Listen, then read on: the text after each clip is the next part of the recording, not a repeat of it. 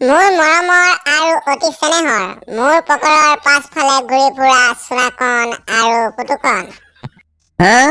তহঁতি দুটাই হৈছ মোৰ প্ৰথম শিষ্য। ৰাহুল, আজি চাহ নোহোৱাৰ কাৰণে তই আমাক লেবেল জাৰি আছ ন? ঐ ৰাহুল, আজি চাহ নোহোৱাৰ কাৰণে তই আমাক ছাত্ৰ বনাইছিলি কিয়? তহঁতি দুটাই মোতকে কিমান ভালকৈ জান তাৰে এটা আজি মই পৰীক্ষা ল'ম। সিহে বেছি ভাল জানে, আমাক আকৌ সি উল্টা পৰীক্ষা ল'ব আহে। আজি তহঁতি দুটাই মোতকে কিমান ভালকৈ জান তাৰে এটা প্ৰমাণ চাম। লচোন ল, তই কিহৰ ওপৰত পৰীক্ষা ল আৰু চাবি তই ফেল হবি। লচোন ল ৰাহুল, তই কিহৰ ওপৰত পৰীক্ষা ল? আজি মই তহঁতৰ দুটা গছ ভাল পোৱা ককাৰ সং নামৰ কবিতাটি গাই শুনাম। তহঁতি দুটাই ভাঙনি কৰি দেখুৱাব লাগিব, আৰু তহঁতি দুটাই যদি ভাঙনি কৰি দেখুৱাব পাৰ ভাবি ল'ম তহঁতি দুটা মোৰ লেভেলৰ। তোৰ ফটা লেখা বন্ধ কৰ আৰু কি প্ৰশ্ন সুধিবলগীয়া আছে আমাক ক।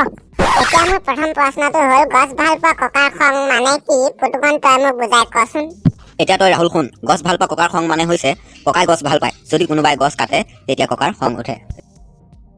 এতিয়া শুনাকনে কচোন, ভাল পালো ৰঘুনাথ, তুমি মোক পুতেৰাৰ বিয়ালৈ মাতিলা, পিছে ৰভাখন দিবলৈকে আমলখি গছজোপা কিয়নো কাটিলা, তাৰ মানে কি বুজাই কচোন।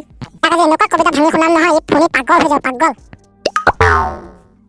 এতিয়া তই শুন, ধৰি ল তই মোৰ বিয়া পাতিছো আৰু বিয়ালৈ তোৰ ককাকো মাতিছো, কিন্তু আমাৰ চোতালখন ডাঙৰ, চোতালখনৰ মাজতে আমলখি গছজোপা থকাৰ কাৰণে ৰভাখন দিবলৈ অসুবিধা হৈছে, সেইবাবে আমলখি গছজোপা কাটিবলগীয়া হ'ল।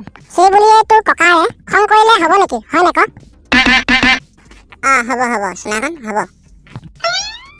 এইবাৰ মই পুতুকণক সুধিছো, আলহী অতিথি যাব, ৰভা নাইকিয়া হ'ব, বোৱাৰীয়ে ঘৰখন দিবহি পুৰাই, পিছে কোৱাচোন ৰঘুনাথ, আমলখি গছজোপা সহজতে পাবানে তুমি ঘূৰাই?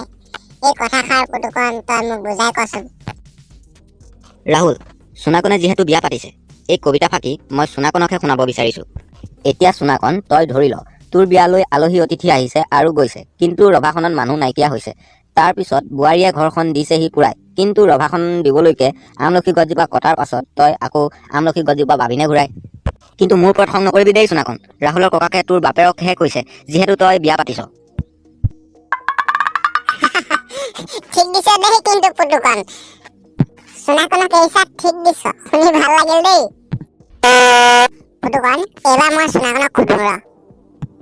এতিয়া সোণাকণে কচোন, দৰাটিক মাতাচোন, এজোলোকা আশীৰ্বাদ দিওঁ আৰু যাওঁ, গছজোপা কটাৰ বাবে লুচি ভাজি ৰসগোল্লা একোকে নাখাওঁ, তাৰ মানে কি বুজাই কচোন।